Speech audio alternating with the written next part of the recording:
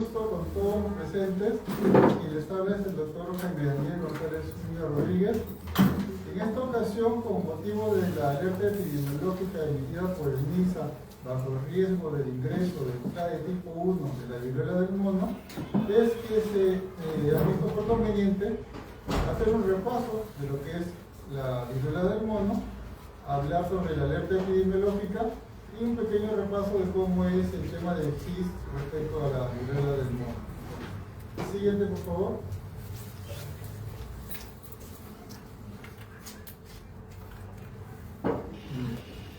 ¿Qué es lo que siempre característicamente nos mencionan por la televisión y diferentes medios? Son justamente estas erupciones. Si bien es cierto, la imagen que vemos acá es de un niño, no todos los casos van a verse de esta manera. La mayor parte de los casos van a ser formas mucho más leves. Acá se ha tomado efectivamente como ejemplo uno de los pocos casos que se está manifestando de forma bastante específica en el rostro, y si prestamos mucha atención también está en los ojos, lo que causa mayor riesgo al niño, riesgo de ceguera. Pero hay un detalle muy interesante, que si bien es cierto para nosotros nos parece algo relativamente nuevo, ¿no? Pero en el África lleva años. ¿Ya? ¿Y por qué? Porque es una enfermedad como la rabia, que está con los animalitos del bosque. Entonces los niños normalmente salen a jugar al bosque. Y en el bosque entran en contacto con quienes, son otros animales, pero vamos a ponerlo con equivalentes de acá, ¿no? Con, digamos que ratas, perros, por ahí ardillas, que tienen unos equivalentes también en el África, ¿no? Que acá serían pues ratas, cuyes, ardillas, perros, gatos, ¿no? Entonces, irónicamente o curiosamente le dicen viruela del mono porque había un laboratorio allá en el África que tenía sus monitos para probar medicamentos, y un día vieron que los monitos comenzaron a presentar este tipo de síntomas, ¿no? Y signos. Comenzaron a presentar fiebre, dolores musculares, los resultados de los medicamentos salían alterados, veían que salían justamente estas ampollitas, y dijeron, ¿qué está pasando? Comenzaron a investigar y vieron porque al final se trataba de un virus que estaba afectando a los monos que estaban para experimentar. Entonces ahí le pusieron el nombre de viruela del mono. Pero cuando comenzaron a ver un poco más, pues era una cosa que ya era antiquísimo. Entonces es casi como acá en el Perú tenemos pues la enfermedad de Cabrión. Para nosotros es común, vivimos con ella desde siglos, pero de repente si fuese Italia, si fuese Inglaterra, si fuese Japón, para ellos sería la novedad y todo el desconocimiento, ¿no? Entonces acá sabes pues que si eres muy piña y te da justo en órganos internos, en determinados órganos, puedes terminar falleciendo, ¿no? Entonces algo así ocurre con el tema de la viruela. Te va a dar al comienzo formas leves que tú lo vas a confundir con una gripe, podrías pensar que es un dengue, podrías pensar que es un COVID. Hay casos más severos, sí, pero por lo general se infectan niños, y se infectan quienes más, cazadores que entran a los bosques por alguna presa. Porque entendamos que ahí son poblaciones rurales principalmente las que están alrededor de los bosques, ¿no? Hay otro tema, sí, hay otro tema que ha permitido que esto salga de esta zona donde es endémica y comience a propagarse a otras partes del mundo. Lo vamos a ir viendo cuando toquemos las perspectivas de la alerta epidemiológica, ¿no? Ahora hay otro detalle también muy importante. Hay que recordar que es una enfermedad que suele ser autolimitada. Cumple un ciclo de vida y ahí se sanó la persona. Es un virus a la final, depende de tus propias defensas. No es que vayas a tomar un antibiótico, tomarías otro tipo de medicación para infecciones sobreagregadas. Pero acá, ¿cuántos de repente nos hemos quemado cocinando, cogiendo la tetera, nos sale la ampolla? Y si la ampolla no la revientas, pues no hay problema, ¿no? Pero si de repente la revientas y te cae tierra, se te infecta, tiene las complicaciones. Es que pasa algo igualito. Pero también hay otro detalle muy anecdótico, casi como una miscelánea. ¿Quiénes están en mayor riesgo? Personas jóvenes, adultos. ¿Por qué? Porque anteriormente, hasta antes del año 80, se realizaba la vacuna contra la viruela normal. Entonces, las personas que aproximadamente tienen cerca de 55 para más, muy probablemente han recibido en su momento la vacuna contra la viruela clásica. Y estas son primas hermanas. Al ser primas hermanas, les proporcionaba una defensa, una resistencia, un cierto grado de resistencia ante la viruela del mono. Entonces, digamos que nuestros adultos mayores, salvo que estén sumamente inmunodeprimidos, tienen un poco más de protección a comparación del resto de población más joven que nunca recibió la vacuna contra la viruela clásica porque la OMS lo consideró como erradicado y dejó de vacunar. Entonces es un detalle bastante importante. ¿Cuánto se llega a producir de casos de muerte? Si bien es cierto, se habla mucho de que es una enfermedad de pobres, que es lo que se considera en ese momento, no hay realmente gran cantidad de estudios para decir que la mortalidad corresponde a 1%, 2%, 3%, tampoco han podido realmente comparar todas las poblaciones.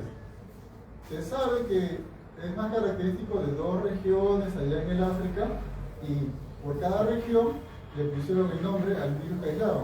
De ahí salió clade 1, clade 2. Pero que digamos, ¿cuál es más peligroso que el otro? ¿Cuál es más infeccioso? ¿Tiene más capacidad de hacer daño?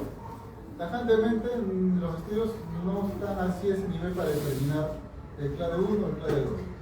Por ahí se piensa que de repente el clade 1 tiene más capacidad de contagiarse, pero no es algo muy determinante, ¿no? Por igual siempre hay que estar atentos, porque no te van a producir los mismos síntomas. Entonces, hay sí un estudio que se hizo en una parte del África en la cual se llegó a determinar que de toda la población se llegó hasta un 11% de mortalidad en los casos. Pero esto de acá quizás puede impresionar un poco, ¿no? Dicen, 11 de 100 se murieron. Sí, pero tomen en cuenta el contexto. Estamos hablando de una región donde no hay medicinas, no hay comida, no hay centros de salud. El personal de salud llega a las 500. Se parece mucho a varias regiones de nuestro país, es verdad. Pero de todas maneras, tenemos, a pesar de todo, mejores condiciones que las que tienen ahí en el África. Entonces, estamos hablando de un 11%, tomando en cuenta una población que de por sí tiene casos de desnutrición severa, anemia severa, ya es casi normal. Entonces, podríamos hasta cierto punto entender por qué es que se llega a dar ese 11%, ¿no? Muy distinto sería que digan ese 11% se dio en otro país que no tiene ese grado de pobreza, que no tiene todo ese grado de carencias, ¿no? Sí, estamos en un país de tercermundista, pero gracias a Dios pues tenemos un poquito mejores condiciones que estos pueblos del África, ¿no? Están literalmente solitos, de campo y bueno, con una serie de cosas que se hacen esfuerzos, pero requiere más trabajo. Siguiente, por favor. Ahora, ¿cómo viene el tema del famoso contagio? Como les mencionaba, si bien es cierto, se le puso el mono por un tema de laboratorio anecdótico, pero más que nada el tema viene por los niños que juegan en el bosque, así como acá salen los niños a jugar y por ahí ven un carrito, el niño no mide peligros y se ponen a jugar. Si hubieran ardillitas también se podrían jugar. Si hay gatitos también se pondrían a jugar. ¿Qué ocurría entonces acá? Bueno, pues se infectaban niños, se infectaban cazadores, porque iban al bosque a buscar comida. Su modo, de la manera como vive, su cultura, ¿no? Su cosmovisión de toda la vida. Entonces, ¿qué encontramos? Pues, ¿quiénes se pueden contagiar? Roedores. Allá en el África tienen otro tipo de roedores. Acá digamos ratas, para poder entender, ¿no? Tenemos cuyes que podrían contagiarse. ¿Se puede contagiar el mono? Sí, se puede contagiar el mono, porque así fue como en el laboratorio lo detectaron. Se pueden contagiar aves de corral, sí. Gallinas, patos, se pueden contagiar. ¿Se puede contagiar murciélago? ¿Tenemos murciélagos en el Perú? Sí. ¿Hay en la selva? Sí. ¿Hay en Lima? Bastantes, aunque no lo parezca, ¿no? ¿Se puede contagiar animales de ganado? Sí, se pueden contagiar. En teoría, si tuviésemos un alto nivel de virus en la sangre, podría venir un zancudo y ese zancudo contagiar a otro animalito, en teoría, ¿no? No se descarta. Y en medio de todo esto, pues, ¿quién también se puede contagiar así sin querer queriendo? Por un arañón, de repente, una mordida, la persona. Ahora, siguiente, por favor. Hay una pequeña triada, ¿no? Que se hace énfasis para este tema de trabajo, porque estamos viendo que se puede contagiar la persona, se puede contagiar prácticamente cualquier animalito, y viceversa, ¿no? De persona a animal, de animal a persona, entre animales y entre personas. Entonces habla de que considerar lo que es el campo biológico, propiamente el campo de la salud pública y propiamente el campo de la medicina veterinaria. Creo que estamos viendo todas esas cosas son las que están participando en la posibilidad de contagio, ¿no? Entonces ahí se comienza a hablar de la ecología de la enfermedad, que tiene mucho mayor vigencia en el caso de la viruela del mono. Ahora, como les mencionaba, hablamos de bosques. En el África hay selvas, ¿no? Hay selvas, ¿no? Se habla justamente de zona occidental, zona central, básica, y de ahí se deriva, pues, clade 1, clade 2, ¿no? Si es de occidental, clade 2. Si es de central, clade 1. Básicamente vienen así la diferencia.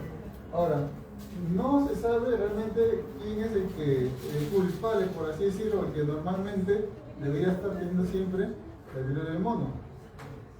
Sí, se le puso el nombre de mono por el tema del laboratorio, pero los niños que jugaban ahí en los bosques, en parte de la selva, no jugaban con los monos, jugaban, como les decía, con ardillitas o el equivalente a ardillas que había allá y con esos animalitos. Entonces, decir, bueno, erradicamos los cuyes, sería por poner un ejemplo acá. Imposible, ¿no?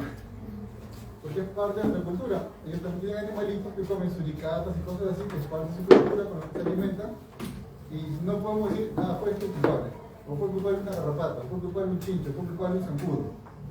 Que sí es cierto, han exportado casos, sí, porque hay personas que les gusta comprar animales exóticos. De repente pues compraban, hay unos animalitos que se llaman perros de la pradera, que están allá en el África. No digamos que son perros callejeros, son perros salvajes, propiamente se les cataloga como perros salvajes, y hay gente que en otros países pues los compran para tenerlos ahí como su pequeño zoológico privado de mascotas, pero cuando los traen no tienen los cuidados de caso. Y los traen de repente en esas cajas con una ratita que puede estar infectada, o de repente con pulitas o algún otro bicho que pueda ser de agente. Entonces, casos que han habido en otros países desarrollados, tipo Estados Unidos, tipo Inglaterra, han venido generalmente por ese estilo. Gente que se compraba un animal exótico del África, un suricata, que es como una especie de, también de ardillito, ¿no? Que se lo pueden, que las personas lo juegan así, juegan todo. Y en medio de ese juego el animalito, un arañazo, y se contagiaron. O de repente tenían una aguilita y te lamió, potencialmente te puedes contagiar así. Por eso que vamos a ir viendo que otras formas de contagio que también hay, ¿no? Que se deben tomar en cuenta, pero va a depender mucho de qué tanto virus tengas presente en tu cuerpo. Y eso se llama viremia, ¿no? La cantidad de virus en sangre. Siguiente, por favor. Justamente mencionamos, ¿no? Los dos tipos que se hablan. Clado 1, clado 2. Cuando hablamos en África Central, es un tipo donde en uno de los estudios se vio que había una mortalidad de hasta 11%. Pero como les decía, ese 11% hay que tomarlo con pinzas, porque son poblaciones que no tienen acceso a farmacias, medicamentos, personal de salud, comida, porque son personas que tienen anemia crónica, desnutrición crónica, una situación compleja. Es más, inclusive hasta tienen tuberculosis crónica, y muchas cosas sí se parecen a nuestra realidad, pero tenemos ciertas ventajas, ¿no? Entonces, ¿y por qué resaltamos esto? Porque cuando hubo brotes en países como Estados Unidos e Inglaterra, prácticamente no hubo mortalidad. porque son lugares donde la gente está bien alimentada, tiene acceso al sistema de salud, tiene acceso a medicamentos, entonces haces un manejo sintomático, lo puedes controlar y es más fácil que la persona pueda sobrellevar los síntomas. Como mencionamos, autocontrolado, y vamos a seguir viendo más adelante por qué hablamos del autocontrolado, ¿no? Siguiente, por favor. Esta es la foto de uno de los monitos con los que estaban experimentando medicamentos. Y cuando están experimentando los medicamentos, se dieron cuenta que los resultados de biodisponibilidad, los datos que estaban recolectando para ver si el medicamento funcionaba o no funcionaba, de otra enfermedad diferente, salían alterados. Dicen, ¿por qué los datos de ese grupo de pruebas salen alterados ante el medicamento X? Y se dieron con la sorpresa, pues, que cuando lo fueron a ver, tenían, pues, como verán el monito ahí, estas pequeñas viruelas, ¿no? Quizás por la foto lo verán como si fuesen pequeños huequitos, ¿no? Pero un momento con eso.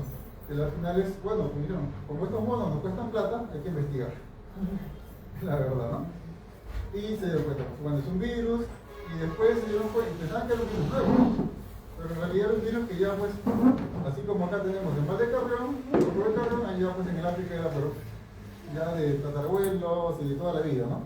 Pero que nunca habían conversado con la comunidad para darse cuenta de que ya era conocido, ¿no?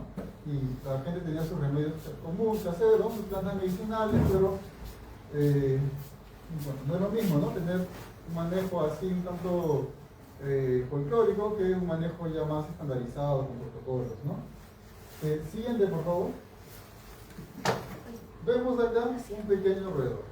Este de acá, digamos que sería como una pequeña ratita, pero del África. Y casualmente es lo que venía de contrabando de las personas que se compraban estas mascotas, los perros salvajes de allá del África, ¿no? U otros animalitos. Y terminaban, pues, infectándose sin querer. Y comenzaba a haber todos esos problemas. Pero lo gracioso es que al comienzo solamente se reportaban casos, bueno, se consideran casos importados, ¿no? No se sabía de dónde habían venido ni cómo había pasado, pero después se lograron darse cuenta cómo venía el tema. Eran personas que habían comprado, ahora está prohibido, eso está prohibido, comprarse animales que son protegidos en otro país, pero siempre existe ese comercio ilegal. De personas que aprovechando el comercio ilegal compraban animalitos exóticos y esos animalitos exóticos traían o estaban enfermos o traían polizones, ¿no? Que terminaban sin querer contagiando al animalito o contagiando al que había comprado el animalito. Por ahí también se cuentan historias de que a algunas de esas personas se les escapaban, esos perros de la pradera, estos perros salvajes, y se temía que terminase contagiando a la fauna local. Pues aparentemente no ha habido evidencia hasta la fecha de que eso haya ocurrido, no habría grandes cantidades de brotes. Pero una vez más, hablamos de poblaciones que tienen buena alimentación, acceso a un sistema de salud, acceso a medicamentos. Y como la mayor parte de casos lo van a reportar como una gripe, lo más probable es que ni siquiera se den cuenta que han estado contagiados. Vamos a ver que parte de lo que hace énfasis la alerta epidemiológica es tema de estornudos, fluidos corporales, piel que está lesionada. Siguiente, por favor. Como les hablaba de los animalitos, pues vamos a ver algunas comparaciones, ¿no? Ratas de Gambia. ¿Tenemos ratas? Tenemos ratas. Creo que es una rata del África, ¿no? Allá hay un tipo de ardilla, la ardilla listada Fulicilius. Tenemos ardillas, sí, las chicachas, ¿no? Tenemos chicachas, tenemos semejanzas. Lo que no tenemos son los lirones. Pero tenemos animalitos que se pueden parecer a ellos, ¿no? Quizás no acá, pero de repente en la selva, ceja de selva, encontraremos por ahí un animalito que se les parezca, ¿no? Mono o colopo no tenemos, pero tenemos otro tipo de monos acá también en el país. Otra vez ardilla de Gambia, pero tenemos las escarchas. Y tenemos unos ardillitos que también vemos que a veces por algunas partes de Lima que recorren. Entonces se parece. Otro tipo de mono no tenemos, pero, o sea, no tenemos ese tipo de monos, pero tenemos una amplia variedad en nuestra selva. Entonces, si bien es cierto, uno diría, bueno, pues no es el mismo tipo de animal, pero son, digamos, que primos hermanos, primos lejanos, que se pueden prestar para justamente preservar y mantener el ciclo de contagio. Cosa que felizmente no hay reporte de que esto haya ocurrido en nuestra fauna local. Siguiente, por favor. Una vez más, como les mencionaba, ¿cómo viene el tema? Acá está el niño, está aburrido en su casita, y lo que hace es sale como cualquier niño a jugar. ¿Con qué va a jugar? Jugará de repente con esta rata de cambio que parece un pequeño cangurito, y en medio del juego, un arañazo. El niño se contagia. De repente, bueno, no juega con esa rata de gambia, juega con una cosa más chiquita, como si fuese un hámster, el lirón enano. Y juega con el lirón, está contento, pero de repente sigue el niño molestando al lirón y le muerde. Se contagió. Propiamente la ardillita, querrá darle de comer algo a la ardillita, y la ardillita le muerde el dedo. Se contagia.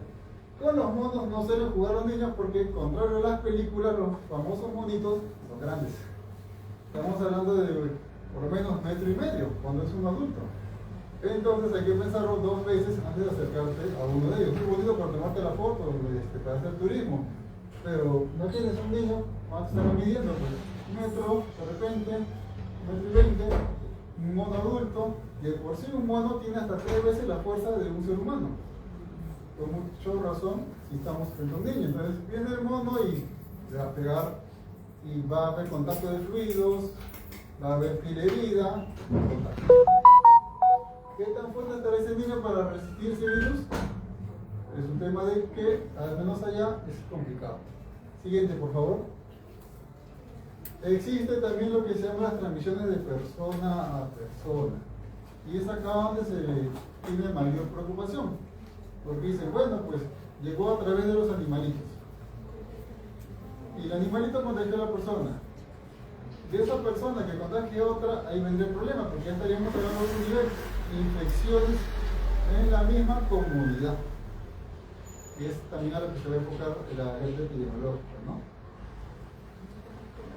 Manera que se puede contagiar una persona a la otra, comenzamos a razonar. Bueno, si el animalito me arañaba, me puede contagiar. Si una persona me arañase, bajo la circunstancia que sea, me podría contagiar. Sí, me podría contagiar. Ojo, no es tanto de que se le dañe hombre, le dañe mujer o todas las cosas que hay ahora. Te araña otro ser humano y te puede contagiar.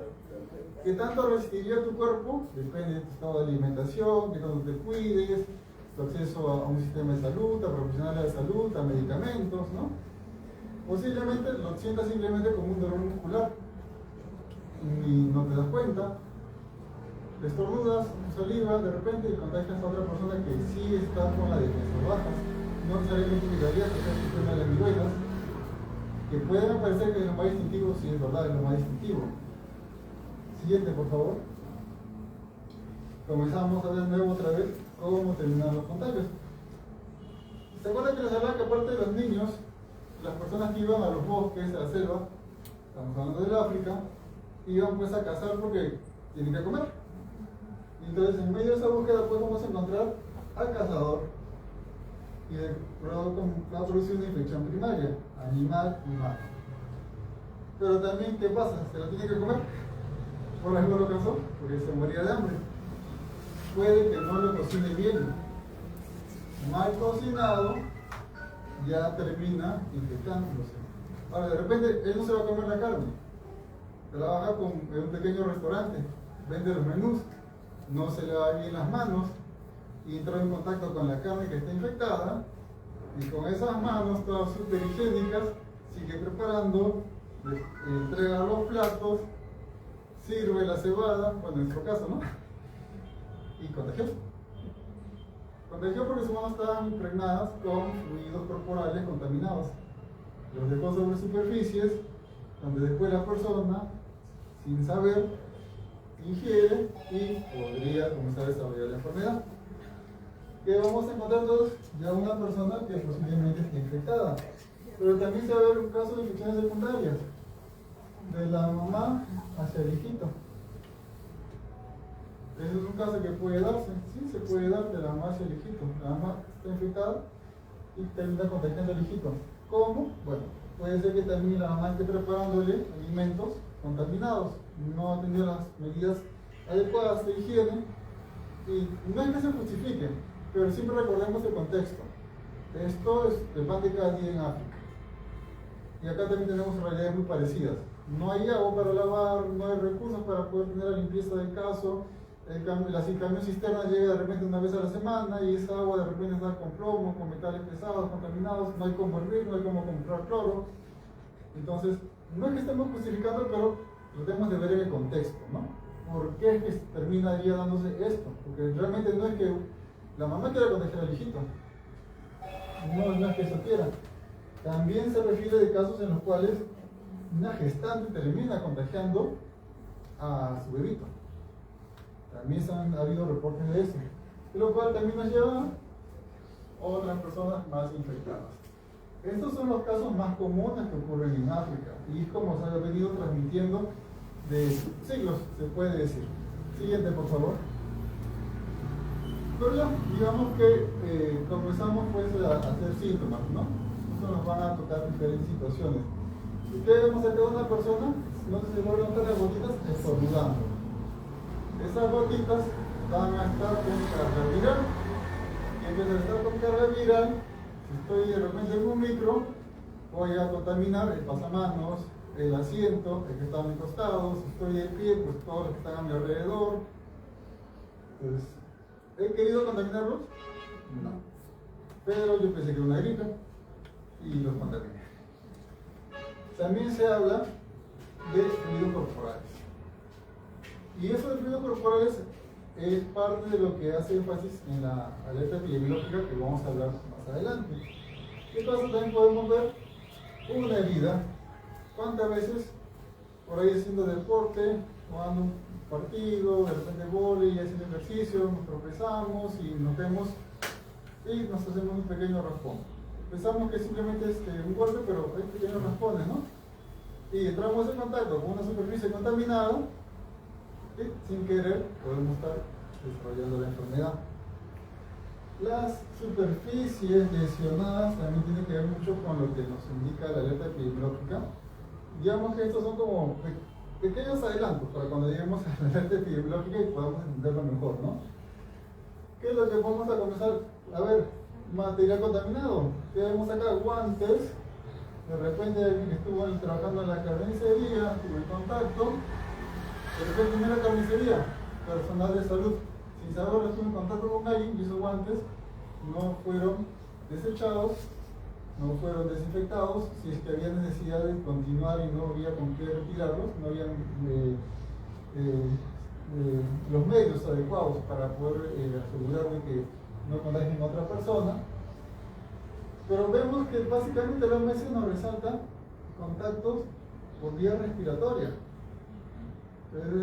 Una persona que es un asmático, quizás alguien que sufre de hemorragias nasales, va a tener mayor riesgo de poder contagiarse. Heridas expuestas, contacto piel con piel a través de heridas. De por sí hay fluidos corporales en contacto, mordeduras de animales. Felizmente todavía no tenemos reportes de perros contagiados. Si no se imaginan, estaríamos haciendo campañas sobre la rabia y también para lo de la viruela. Porque el perrito también va a ser los síntomas de la viruela. Y también vamos a tener que mandarlo de cuarentena. Eso es lo que vamos a tener que ver más adelante. Siguiente, por favor. Este es otro casito un poquito más extremo, como podrán ver, la aparición de las viruelas en los hombros, en parte de lo que es el tórax. Bueno, por un tema de privacidad se tapa lo que es el rostro de la persona, pero para que puedan ver que en realidad aparecen las ampollitas, ¿no? Comienzan a aparecer, como digo, no es en todos los casos, pero estamos viendo casos en los cuales comienza a desarrollar la enfermedad, la persona ha estado con la defensa baja, ha estado con las condiciones adecuadas, que podría comenzar a ver, encontrarse. Como es un virus, como todos los virus, lo primero que hace el cuerpo para defenderse es generar fiebre. ¿Qué también hace el cuerpo para defenderse? Mover glóbulos blancos. Pero los glóbulos blancos se mueven a través de qué? Recordemos que en el cuerpo tenemos venas, arterias, pero no solamente se queda en eso, hay otros tubitos aparte que se llaman el sistema linfático, que tiene bolitas, que se llaman los ganglios linfáticos. ¿Dónde encontramos los ganglios linfáticos? por ejemplo aquí debajo, detrás de las orejas, en los pliegues, región inguinal, vamos a detectarlo. Muchas veces hay unas gripes fuertes y de repente personas no lo hemos visto. Un bulto por acá, un bulto por acá, que también nos sirve para otras enfermedades y se llama lo que es un ganglio centinela, sí, es verdad, cáncer por ejemplo. Pero ahí justo hay un detalle, que es por lo que hemos estado haciendo mucho énfasis, que en la tiroides no hay ganglios centinelas. Cuando ya aumenta el tamaño, el cáncer ya está declarado cáncer. Y si ya no hay un ganglio es por el espermatozoide que tiene por acá unas cadenas. Pero no es que te dice. Si tienes algún tema, te va a aparecer un ganglio centinela y no va a aparecer de cristal. ¿Qué es lo que propiamente nos podemos seguir viendo? Bueno, está la ampolla, te puede salir en los labios. Se va a romper la ampolla y ¿qué es lo que te va a salir? Úlceras. Boca y garganta. Boca y garganta. Boca y garganta. ¿Por qué repito tanto? Porque a través de la boca, a través de la garganta, llegan hacia donde, hacia tu sistema digestivo, a tu estómago, a tu intestino, y podría desarrollar otro tipo de condiciones en todo tu sistema digestivo, que podrían complicarse, más si estás inmunosuprimido. Son necesitadas de también acá hace énfasis que te puede aparecer, como hemos visto en las primeras imágenes, en los párpados, en los ojos, y conllevar a ceguera, sobre todo en los niños, ¿no? El manejo es sintomático, ¿vale? Es tratar de aliviar las molestias, escozores, dolores que va a presentar la persona. ¿Esto cuando para? Al menos cuando ya comienza a hacer los síntomas propios de la viruela, cuando las ampollitas se secan, hacen costras y las costras se caen. Ahí es cuando dejó de infectar, ¿no? Entonces, mientras llega ese tiempo, pues la persona debe estar aislada sus 21 días. Su baño debe ser individual, no puede compartirlo. Sus cubiertos deben ser individuales, no puede compartirlos. Todo lo que utilice debe ser individual. La ropa debe ser individual, no puede compartirlo. Para lavarlo, se debe lavar aparte, por más que esté en la misma casa. Y perrito se enfermó, no lo vas a botar a la calle, como ocurrió en la previa pandemia que hemos tenido. O los pobres perritos que los bañaban en lejía, los bañaban en urea y los bañaban en todo. Más es un maltrato animal. Y lo que se debe hacer con ese perrito, pues simplemente es hacerle su cuarentena, porque al final es tu mascota. Y si tú lo vas a botar, también vas a causar un problema, porque ese perrito, poniendo que está enfermo, va a contagiar a otros perros, otros animalitos, otras personas, y se amplía toda la magnitud de esto. Un tratamiento antiviral específico realmente todavía está en estudios. La FDA está manejando dos tipos de vacunas, pero no es que esté todavía así abiertamente distribuido o ya reglamentado por estudios, ¿no? Siguiente, por favor. Vamos a hablar de los tiempos. Al final los tiempos son los que más nos importan, pero el número que debemos recordar de todo esto son 21 días. 21 días que desde que se inician los síntomas la persona debe estar aislada, evitar contacto con otra persona hasta que se caigan las costras, que es el promedio que se estima. Una vez que se caen las costras, ya estás todo muy tranquilo. Pero al comienzo se va a hablar periodo de incubación. Casualmente, este periodo de incubación es lo que ha permitido que llegue a otros países. ¿Por qué? Una persona viajaba al África, se contaminaba, estaba una semana, 7 días, pasaron 7 días, regresaba a su país, podría ser España, podría ser Inglaterra, podría ser Holanda, podría ser Japón, podría ser China, Uruguay, Perú. Llegaste y ¿sabías que tenías la enfermedad? No. ¿Manifestabas síntomas? Todavía no. Entonces comenzaba el tema de incubación. Pero después puedes estar haciendo entre los primeros días de fiebre. De repente lo tomabas como algo pasajero, alguna medicación, ¿no? La famosa automedicación, que tanto estamos acostumbrados o mal acostumbrados, y no le tomas más importancia. ¿Qué es lo que podría estar pasando después? Aparecer las erupciones. En este caso, primero son plaquitas rojas, que después van a aumentar en tamaño, se van a formar como unas ampollitas, pero esas ampollitas luego se van a infectar, y después que se infectan, literalmente si no te rascas o de una u otra forma, se revientan, liberan como un líquido de mal olor, turbulento, ¿no? Que huele feo, y obviamente si entran en contacto con eso, pues también es el riesgo para que pues, se estén contagiando, ¿no? Y eso termina siendo costritas, y recién cuando hacen las costritas y se caen, la persona ya no puede contagiar a otro, por lo menos según los estudios. Y viene lo que es ya el tema de recuperación. ¿Cuánto puede durar esa recuperación? Días a semanas. Pero, de todas maneras, recuerden el número 21. 7 por 3, 21, para tratar de acordarlo, ¿no? Es lo que tenemos que manejar como criterio principal. Siguiente, por favor. Hay otra parte en la que nos está un poquito más de promedios que de los pocos estudios que hay, ¿no? Te suele aparecer entre el día 6 y día 13 los síntomas, pero el máximo, los rangos más amplios, es hasta el 21, como podrán ver. Entonces, puede ser que te aparezcan antes de los 21 días, sí, pero lo que debemos manejar como regla por lo menos y criterio, 21 días. 21 días que esa persona inicia síntomas de frente a aislarlo. Ojo, también otro detalle que también está por ahí resaltado: esa persona que está aislada, todos sus desechos no pueden ir con el resto de basura de la casa. Tiene que recibir una bolsa especial y tiene que ser recolectado de una forma especial. Tampoco puede ir el camino de la basura que pasa así nomás. ¿Por qué? Porque lo que suele ocurrir, uno, recicladores de basura. Y nuestro querido reciclador no queremos que se enfermen, sino va a ser un problema porque contagia a su familia y más personas. Y ellos no van a dejar de trabajar porque el día a día viven. El que está en el camino de la basura se contagia a sus familias, se mueve por todos lados y bueno, no queremos que ellos se contagien, porque son personas que primero se van a convertir en un problema de toda la sociedad y segundo porque son nuestros semejantes.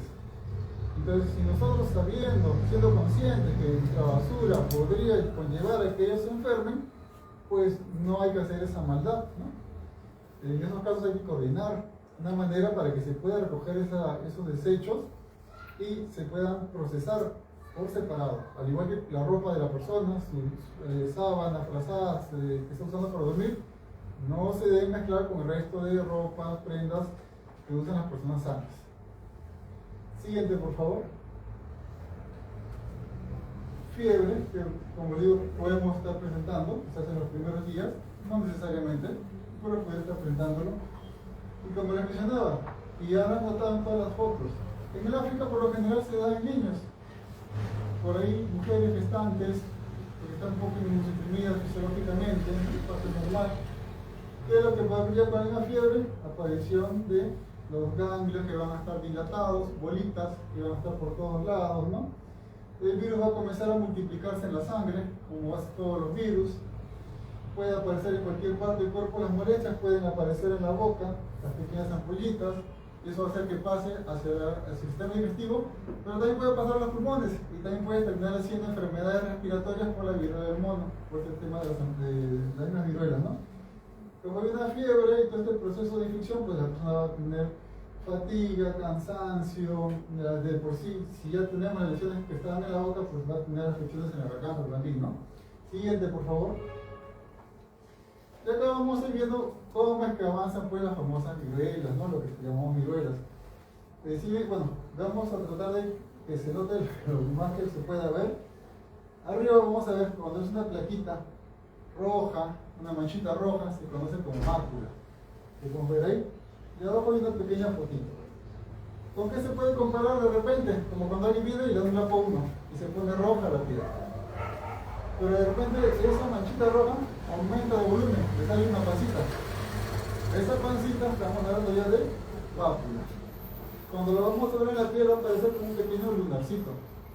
O de repente como un pequeño acné que quiere salir. Sigue avanzando y ese bultito se va a llenar de líquido. Va a aparecer como cuando te quemas, que te sale la ampollita. Ya se le llama vesícula. ¿Cómo lo vamos a ver en la piel acá? Bueno, vamos a ver efectivamente como pequeñas ampollitas, algunas que van a tener el centro deprimido, ¿no? Un poco chancadito, como una ruedita. Ese líquido que en su momento estaba limpio, se contamina. Y ya estamos hablando de pústula, porque ¿qué tiene adentro? Pus. Comparamos las fotos Casi quizás no vamos a notar la diferencia, salvo el tema de repente del dolor.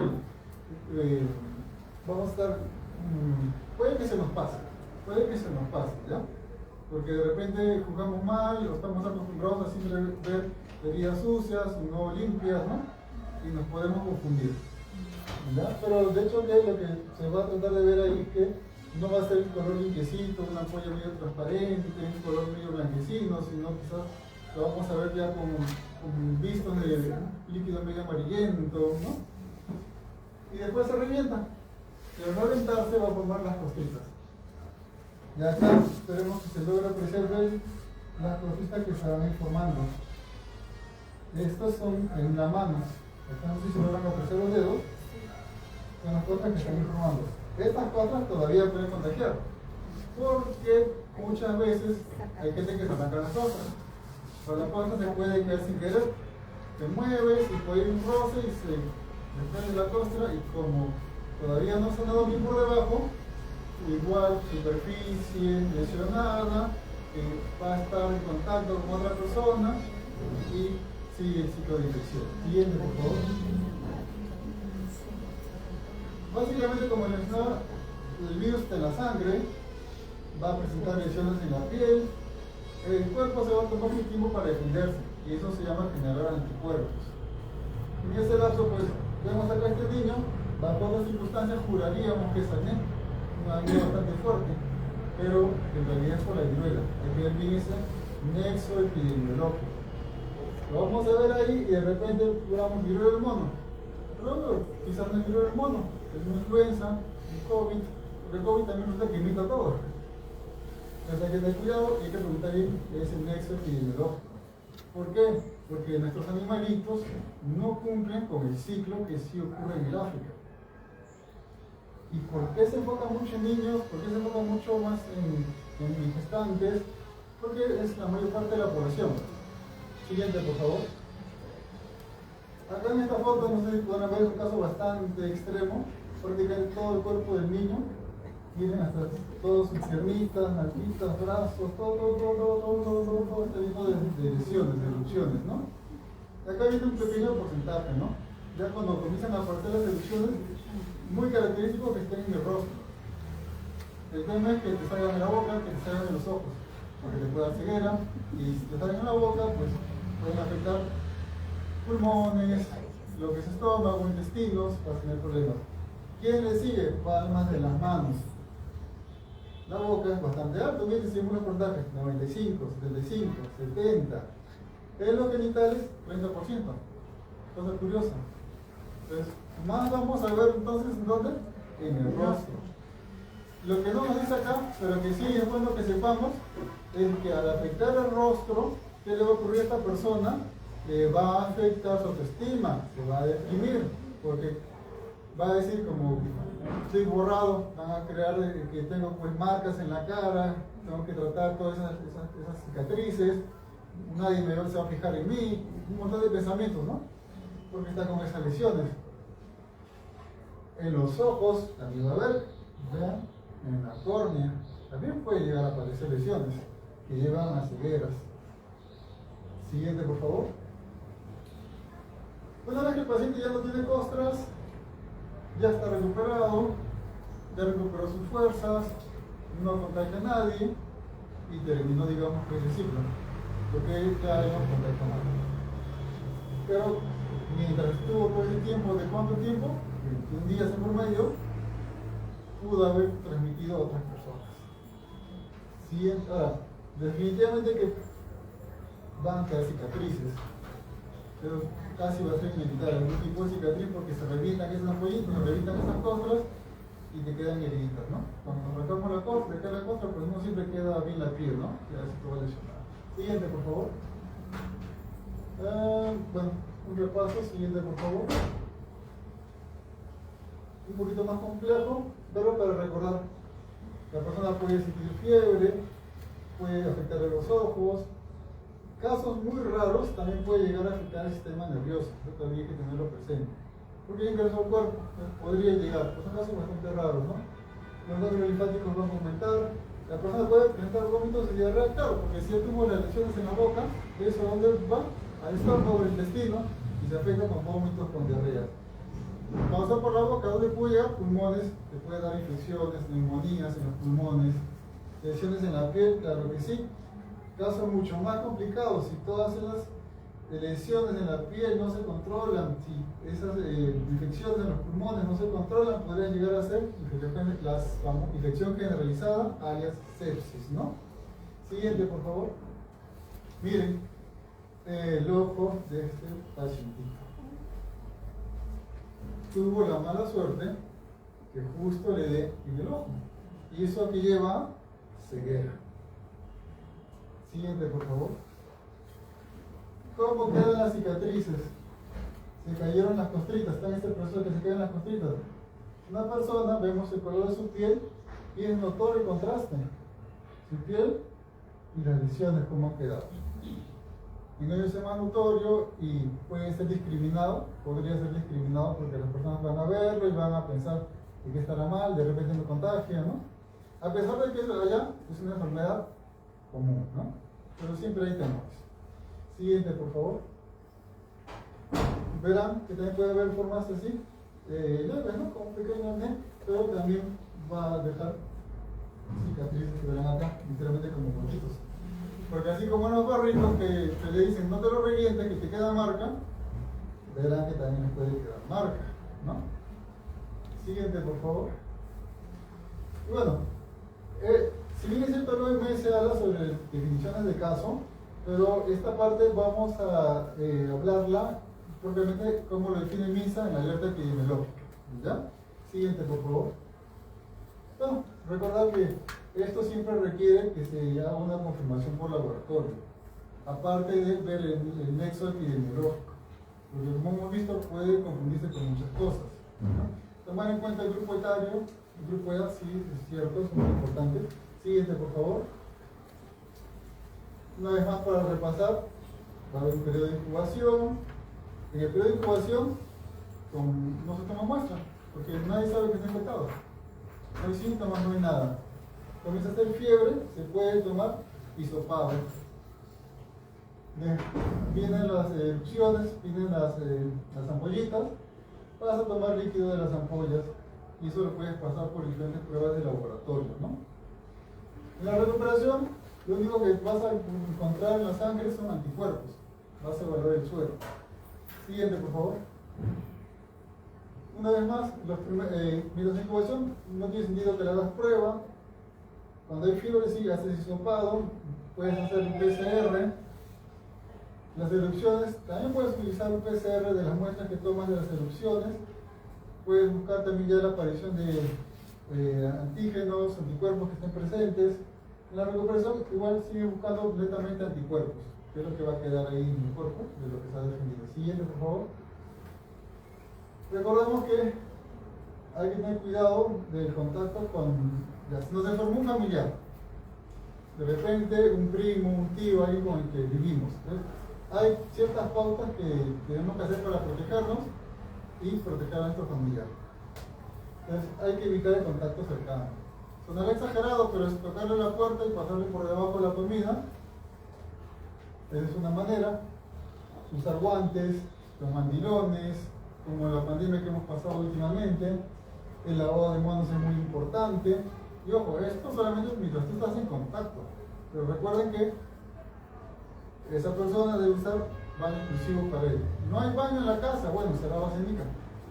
Y habrá que disponer de repente una cisterna o algo donde bote sus residuos y coordinar de alguna manera para que eso se pueda eliminar y no contamine a otras personas, ¿no?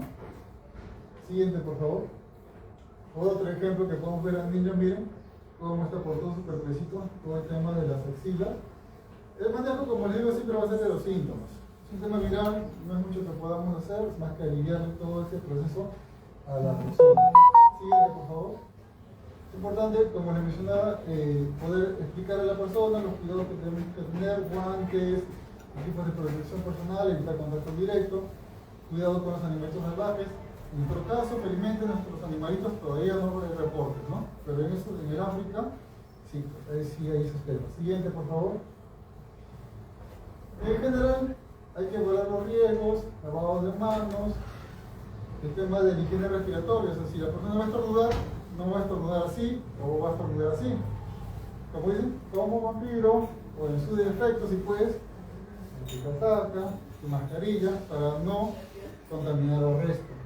Sí, bueno, también personal de salud que tiene que colocar inyecciones, vacunas, tiene que tener cuidado, porque a veces uno sin querer se puede pinchar uno mismo, ya sea al momento de hacer la aplicación o de retirar la aguja, o de repente suturar, también es otro caso que puede ocurrir.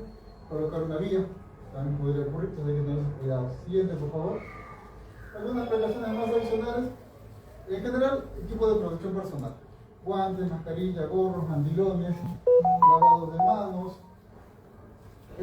Distancia, por lo menos recomiendan el tema de 1 metro. Siguiente, por favor.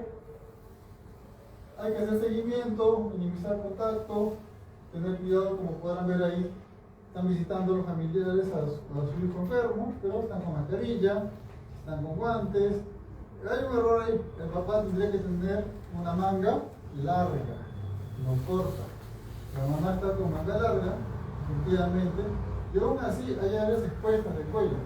Sonará exagerado, pero también tendría que estar cubierto, porque el hijo en teoría no está con mascarilla. Ahí se llama lo que es el aislamiento inverso. O sea, está aislado en su casa, pero vas a entrar en su cuarto, pero vas a entrar a visitarlo. Él tendría que estar con su mascarilla para evitar contagiar a sus papás. Siguiente, por favor. Bueno, también recordar momentos en los que uno debe tener cuidado, ¿no? Antes de tocar al paciente, cuando estás tocando al paciente, cuando vas a realizar un procedimiento, cuando vas a cambiar los materiales que están en contacto con el paciente y al retirarte del ambiente. Sobre todo lavado de manos es lo más importante, ¿no? Siguiente, por favor. Técnica de lavado de manos. Siguiente, por favor. Una vez más, acá podemos notar un poquito mejor cómo se presentan las lesiones. Como en todo manejo sintomático, dependiendo cómo esté desarrollando el cuadro, pues vamos a manejar fiebre, dolor, ver temas de cuidados respiratorios, mantenerlo hidratado. Si se puede deshidratar, como hemos visto, puede hacer complicaciones respiratorias. Como quedan las cicatrices, pues va a requerir un apoyo de salud mental. Esta persona se va a deprimir, de repente ya no deja de trabajar, ya no es productiva, ¿no? Prevenir otro tipo de complicaciones, sí, dependiendo del órgano, la parte que se haya afectado. Justo le dio el ojo, perdió ese ojo. Pues hay que tratar de ayudar a esa persona para que pueda reincorporarse, pueda sobrellevarlo, ¿no? Y prevenir que otras personas se contagien. Siguiente, por favor. Bueno, de una manera general, miren, como en la calle hay un inspector de la OMS, es otra persona del África. También acá hay un error, sí, pero se podría aceptar por el tema del distanciamiento, de 1 metro de distancia, ¿no? Siguiente, por favor. Una vez más, repasando cómo debe ser el equipo de protección personal, inclusive si es posible, los lentes, porque las bolitas están ahí y sabemos que pueden salir los ojos.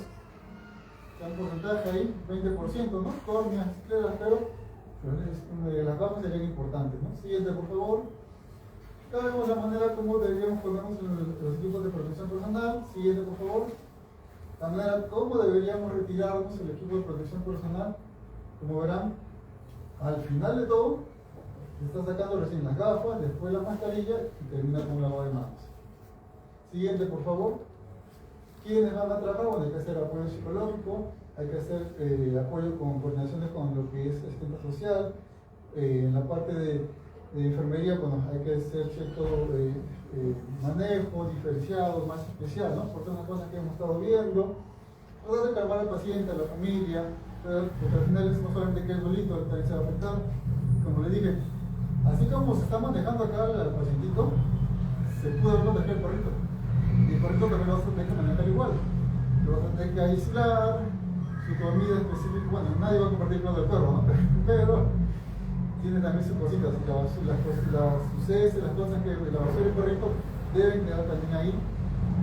Una bolsa especial, no se debe mezclar con nada, ¿no? Así, pues. Siguiente, por favor. Una pequeña ruta de cómo debe ser el ciclo para la basura. Hay que tratar de minimizar los desechos, separarlos del resto de basura que uno genera, ponerlos en bolsas especiales.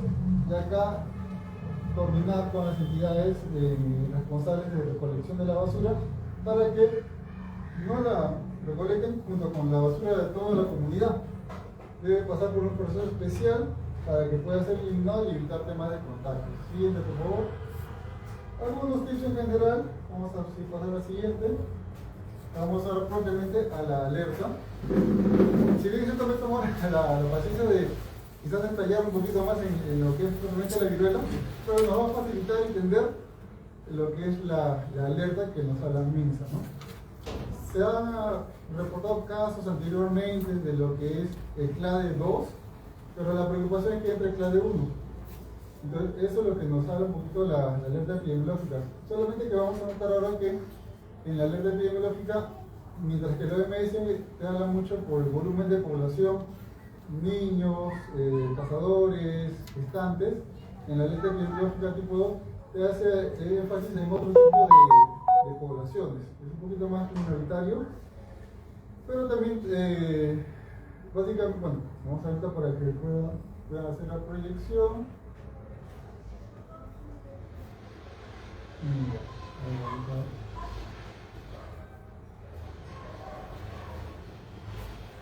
Y vamos a hablar específicamente de la alerta epidemiológica, ya con un poquito más claro los conceptos. Siguiente, por favor. Esta alerta epidemiológica tiene 4 objetivos. Definir los casos: sospechoso, probable, comprobado. Cómo se debe hacer la vigilancia, cómo deben detectar los casos y laboratorio cómo obtener las muestras. Digamos que de cierta forma ya manejamos esto con lo primero que hemos visto, pero vamos a ver por qué MINSA sacó la alerta. Siguiente, por favor. Vamos a ver con la primera parte, definición de casos. Siguiente, por favor. Entonces vamos a encontrar caso sospechoso, probable, confirmado. En un caso sospechoso, recordemos el anterior. Primero, el niño o la persona, sea cual sea la persona, va a presentar fiebre, dolor muscular, escalofríos, cambios inflamados, puede presentar diarrea, puede presentar problemas respiratorios, faringitis, neumonías, erupciones, puede presentar lesiones, pero siempre hay que recordar, hasta ahí lo que yo les he descrito podría ser cualquier enfermedad. Hay que ver el nexo epidemiológico. ¿Ha tenido contacto en los últimos 21 días con alguien que sea sospechoso, probable? ¿Sí o no? Si es no, hay que pensar en otras cosas. Si es sí, ya comencemos a considerar la idea de que quizás sea de la viruela del mono. Siguiente, por favor. Yo me siento están pequeñitas, pero básicamente es eso. Lo importante de esto es ver si la persona ha tenido contacto en los últimos 21 días con algún caso probable, un caso confirmado. Ahora, específicamente MINSA agrega síntomas que son urogenitales. Entonces habla de repente de lesiones a nivel anal, de repente lesiones a nivel vaginal, de repente lesiones a nivel del pene, sangrados. Le hace bastante énfasis porque aparentemente considera de que hay un grupo de población que tiene más grado de desarrollar, más probabilidad de desarrollar la enfermedad por ciertas prácticas que realizan. Siguiente, por favor. En el caso probable, los síntomas van a ser más intensos, como hemos estado viendo, pero ya estamos viendo que la persona sí ha tenido el tema de contacto con un positivo, ya es confirmado completamente. Ahora, bueno, acá hay un pequeño detalle. Ya no hablan de viruela del mono, hablan del mpox. Porque dice que si hablamos de viruela del mono, las personas pueden tomarlo erróneamente. Entonces es preferible hablar del mpox para evitar que las personas se hagan confusión. ¿Ya? Así como la pandemia anterior en su momento le cambiaron de nombre, entonces igualito. Acá también se habla del tema del mpox. Hace énfasis en cierto grupo de poblaciones, sí. Poblaciones homosexuales, poblaciones bisexuales, hombres que tienen sexo con hombres, es donde hacen más énfasis. ¿Por qué? Porque existe el riesgo por las prácticas que ellos tienen, que haya superficies de piel lesionada. Y al haber piel lesionada, terminan desarrollando esos síntomas. Estos síntomas, pues, no lo va a hacer como hemos visto las estadísticas a nivel de rostro, en otra parte del cuerpo, no. Lo va a hacer puro genital. Siguiente, por favor. Caso confirmado donde ya le hemos tomado las muestras, como hemos visto, hemos hecho un hisopado de las lesiones y han dado positivo. Ya sea por diferentes pruebas de laboratorio. Vamos a complicar. Siguiente, por favor. Proceso de vigilancia. Siguiente. Hay una persona que aparece con manchitas rojas. Básicamente lo que nos dice. Entonces vamos a revisar a la persona con manchitas rojas, qué es lo que podría hacer. Uno, y es bien curioso. Acá dan por sentado que la persona se va a acercar al establecimiento. Pero en la realidad, una persona va al establecimiento con manchitas rojas, viene cuando ya está ya en las últimas. Entonces eso nos lleva a que tenemos que hacer otro tipo de enfoque para la vigilancia epidemiológica. Se habla de la vigilancia epidemiológica activa, sí, salir a buscar casos prácticamente, o dar charlas como esta para ir informando tanto a los profesionales de la salud como para el resto de la comunidad. Pero ya, asumen en este esquema que la persona que tiene sus manchitas rojas se acercó al establecimiento de la salud. O de repente, algún vecino, agente comunitario que recibió esta charla, dio aviso al establecimiento y se le visitó. Siguiente, por favor. Vamos a ver el tema de investigar y preguntar. ¿Tuvo o no tuvo contacto? ¿Es un caso verdadero, sospechoso o probable? Nos piden definir el caso. Puede ser que efectivamente no hay contacto epidemiológico. Se descarta el caso. De repente hay sospecha de contacto epidemiológico, entonces vamos a tratar de ver si es caso probable o caso sospechoso. Y de paso se emite una notificación. Siguiente, por favor. Vamos a ampliar acá y tenemos dos alternativas. Si todavía no hay síntomas, hacemos seguimiento. Si no hay complicaciones después de los 21 días, que he estado en aislamiento en casa, su alta. Si hay complicaciones, el aislamiento, lo más probable es que lo haga en el hospital. Cuando haya los recursos para poder manejar las complicaciones que pudiera presentar o no. Otro detalle que nos piden es que podamos hacer la investigación epidemiológica y investigar con qué personas están en contacto esos 21 días antes de la aparición de síntomas, ¿no? O durante esos tiempos. Siguiente, por favor. Una vez más, está ya con el cuadro clínico. ¿Hay síntomas? No. Entonces, muy posiblemente termine siendo un caso descartado. Si vemos que hay síntomas, va a depender del laboratorio que defina. Si el laboratorio luego ve que sí cumple con los criterios, se encuentran anticuerpos, ejercicios del virus, es un caso confirmado. ¿Qué sería en este caso confirmado? Cuarentena, 21 días, rastrear contactos y seguimiento, ¿no? Si está con complicaciones, para hospital, si no, se mantiene en su casa. Siguiente, por favor. Una vez más, como veíamos, casos descartados, así que ya se tomaron muestras de laboratorio y no se encontraron ni anticuerpos, ni virus, no hubo carga viral, no hubo antígenos, casos descartados. Siguiente, por favor. La detección de casos, siguiente, es un trabajo en conjunto, propiamente de epidemiología, y en este caso la alerta se está enfocando en un grupo poblacional en específico, que son, como hemos visto, ¿no? Hombres que tienen sexo con hombres, que es como lo reporta también en el GIS. Por eso que se trabaja con estrategia de prevención y control de VIH. Siguiente, por favor. Bueno, acá hay algunos pasos de cómo se desarrolla la enfermedad, que más hemos estado viendo, ¿no? Hay un periodo de invasión en el cual el virus comienza a replicarse, todavía está sintomático. Acá comienza a estar considerando hasta 5 días. La aparición de lesiones cutáneas comienza a estar considerando entre 1 o 3 días. El tema es que acá, claro, ellos hacen referencia a que van a aparecer en la región anogenital. Ese es el detalle. En vez de estar enfocándose en el tema de rostro, como hemos visto que ocurre normalmente en la mayor parte de casos, es anogenital por el tipo de prácticas que presenta este grupo poblacional. Siguiente, por favor. Periodo de incubación, recordemos un número mágico, 21. Eso es lo que tenemos que fijarnos, 21.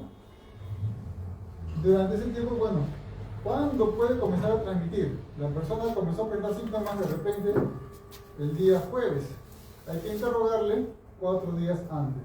Y el lunes, ¿con quién te vistes? El martes, ¿con quién te vistes? Miércoles, ¿con quién te vistes? 4 días antes, ¿no? De lo que se está encontrando. Siguiente, por favor. Se hace los contactos de seguimiento también por 21 días, porque en esos 21 días podría estar presentando los síntomas. ¿Cómo que no? Pero se hace el seguimiento. Siguiente, por favor. Acá hay algunos diagnósticos diferenciales que consideran en la alerta epidemiológica como lo que es sífilis, gonococo, chancro, por citar algunos, ¿no? Pero como vemos, básicamente están refiriendo enfermedades de transmisión sexual, porque estamos más que nada enfocados en el grupo de poblacional. Siguiente, por favor. ¿Qué les vamos a hacer primero? Identificar casos de mpox, así como se le está hablando ahora, notificarlo dentro de las 24 horas, y acá hay una página donde se puede hacer la notificación. Siguiente, por favor. Es una foto de los formatos que hay que llenar para describir las lesiones que están presentando la persona. Acá inclusive se puede dibujar, se puede pintar en qué región del cuerpo está infectado. Siguiente, por favor. La cuarta parte, la obtención de muestras de laboratorio, que es casi un repaso de lo que ya hemos estado viendo anteriormente. Siguiente, por favor.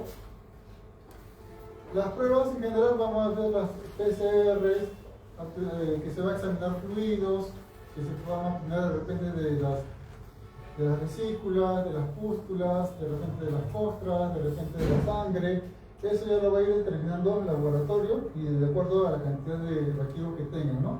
Y al terminar de que se caen las cosas y en teoría la persona está sana, pues lo que va a buscar es la detección de los anticuerpos. Y bueno, creo que hasta aquí va a ser suficiente para no alargarlo demasiado.